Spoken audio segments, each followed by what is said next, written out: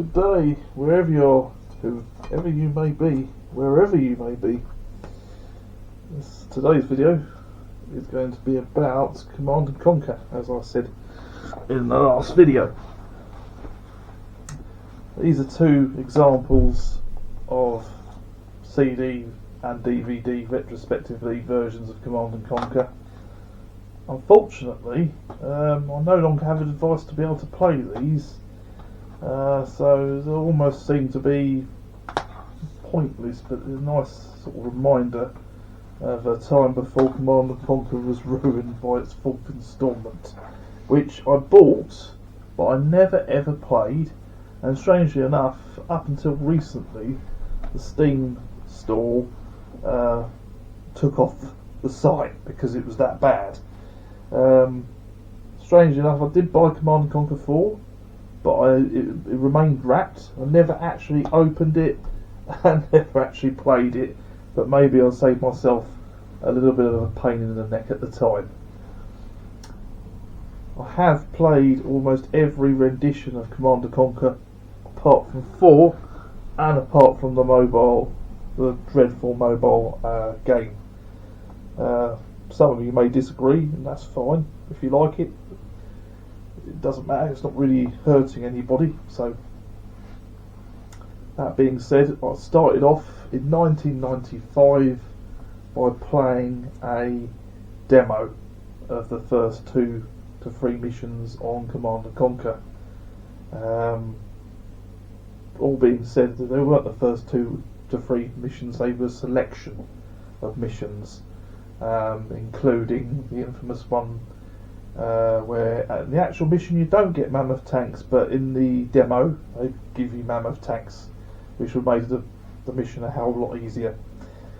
Being an iconic unit of Command and Conquer, in 1995 there was nothing quite like it, and my quick disclaimer is I have tried to play Dune 2, because Dune 2 is, I'm reliably informed, the ancestor of real-time strategy, and Command and Conquer is an evolution of that. Unfortunately, due to availability, Dune 2 is, even digitally, very difficult to get hold of. In fact, not only that, this is all due to licensing. Not only that, but Emperor Battle for Dune, which was done with the Red Alert 2 engine, or should I say the Tiberian Sun engine, unfortunately you can't get it anymore. You can't buy it, and it wasn't a bad game. You could play as 3 different factions, and it was not a bad game at all. At the time, before DVDs became a widespread thing, it was on the Mammoth 4 CDs, which at the time was insane. However, that being said, I wouldn't mind playing that again. I played a lot of RTS's real-time strategy at that time. Anyway, that's bursting ahead a little bit. And literally, it wasn't until I had CD-ROM and something a little bit better to play said game, I bought Windows 95, as I have Windows 95. There was a lot of games at that time that migrated from discs to CDs, and the quality improved upon these copies, and I enjoyed Command and Conquer. I completed both of them. Very good. Yes, the acting is pretty poor in the full motion cutscenes. As a proviso, logically, I also got my hands on Red Alert 95 as well, as I did enjoy Red Alert, and yes, the acting is not particularly great in that one either. The only saving grace is Joseph Kukan, who plays Kane. That's brilliant. He should have, if there was ever a television series or something, he would be a very good protagonist. You just have to make sure that you got some other people that can actually act as well. That being said, though, they didn't even have to have that. They bought out expansion packs for both of them. The expansion packs introduced some new troop types and the things that you'd expect. So DLC, but obviously back then it wasn't DLC. Happily, they bought these both back recently. I think it was in 2020 or 2021 when they remastered Red Alert, all its expansion missions and Command and Conquer. So that haunting voice of the EVA saying the unit lost, or the over exaggerated death scream of one of the enemy troopers getting annihilated by your troops is quite a satisfying sound. There was trailers on the original game for Tiberian Sun. However, Tiberian Sun had to wait until 1999. In development cycles back then, that was a long time. That was a very long time. And Tiberian Sun more or less departed from what was in it before. So instead of having like a Humvee, it was a Walker called a Wolverine. And instead of having tanks, you had something called a Titan, which was again a Walker. To be honest, Tiberian Sun isn't bad. It's the acting again is what makes it special, I suppose. But it does suffer a little bit. The Titan, the Mammoth, has changed to Mammoth Mark II, which is like a AT from Star Wars with a ion cannon. There's an ion cannon fitted to it, or railgun, so to say, fitted to it. And both armies maintain a unique look, but they just changed everything up. So from not having your buggies, you still have buggies, but they were blocky. Is the best way to describe them. And they still had things like the obelisk of lights, and for GDI they changed everything. So you could have a missile pod, you could have a Vulcan gun, or you could have a grenade launcher for whatever type you wanted. Kind of lost some of its charm with that, I think. Then you had the zone troopers, which were really no, I'm getting ahead of myself there. Zone troopers come in Command and Conquer 3. Anyway, yes, there was obviously Tiberian Sun, and then there was Red Alert 2. And Red Alert 2 upscaled slightly, I think, with troopers. It was not as good as the first one, because the first one had a degree of seriousness and emotional impact, whereas the second one was a bit goofy, like things like attacking the Statue of Liberty, and they had to change the box art because of a certain event that happened in the year 2001, which we will not discuss on this channel, as it happened. That much I can definitely agree with. But a tragedy nonetheless, and they had to change the box art of Red Alert 2 because there is a mission which I just screwed up just now because of replaying it through it, where you have to take the tech centre between those two iconic buildings, and unfortunately me not paying enough attention didn't capture it, destroyed it. So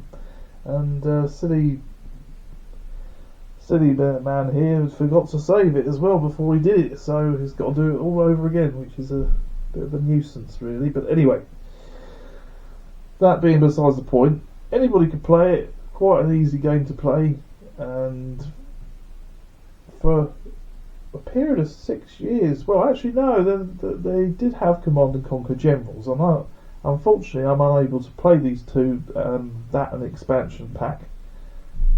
Not to mention that Tiberian Sun had an expansion pack called Firestorm, which was 4 to 5 brand new missions in a story set mode, where you could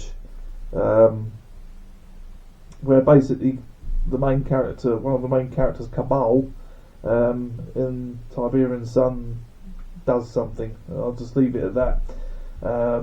And Red Alert 2 had Yuri's Revenge. Oh my goodness. What a massive, annoying person Yuri is. But both expansion packs were fine. They were pretty good, actually. Also, additionally, Red Alert had like a jokey mission where there was like an anthill on the interactive display. You clicked on the anthill and you got some special missions where you were tackling ants, giant ants.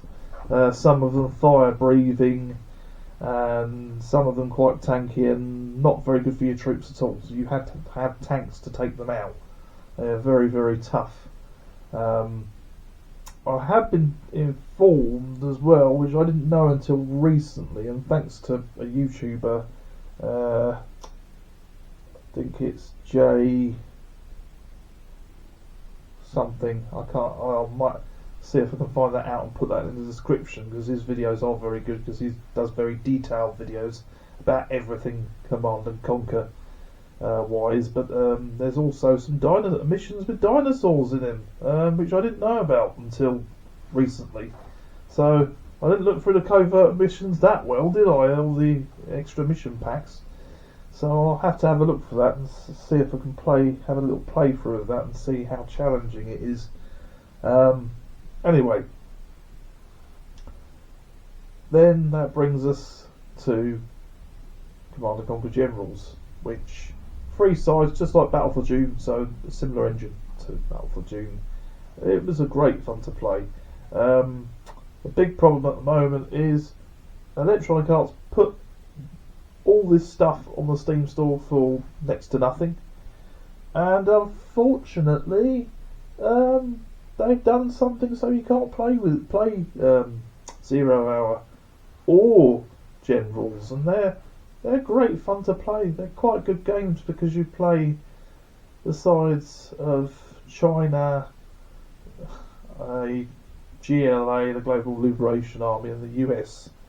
Not to mention that in Command & Conquer 1 and 2, or Tiberian Dawn and Tiberian Sun, you play the 2 sides of GDI and the Brotherhood of Nod.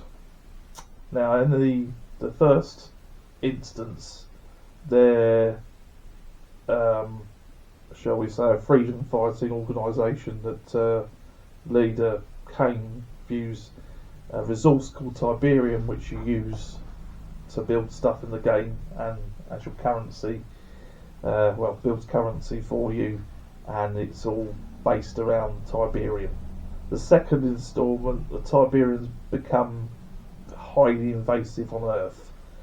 By the third instalment, where they start to have an all-star cast, even having Lando Calrissian, I can't remember his name at this moment in time, but Lando Calrissian playing the director of GDI, and it's a longer game, and this is where it starts to go a bit wrong, really, because as much as you're fighting Nod to begin with, eventually it comes to a point in the game where you start fighting the aliens that are responsible for the Tiberian being on Earth. So basically, Tiberium's terraforming the planet because they use Tiberium as their energy source, the screen. Not forgetting that also in Tiberian Sun it introduced a side called the Forgotten, and sadly enough they did become forgotten because they used them a little bit in Tiberian Sun to help GDI, but after that point they just completely vanished.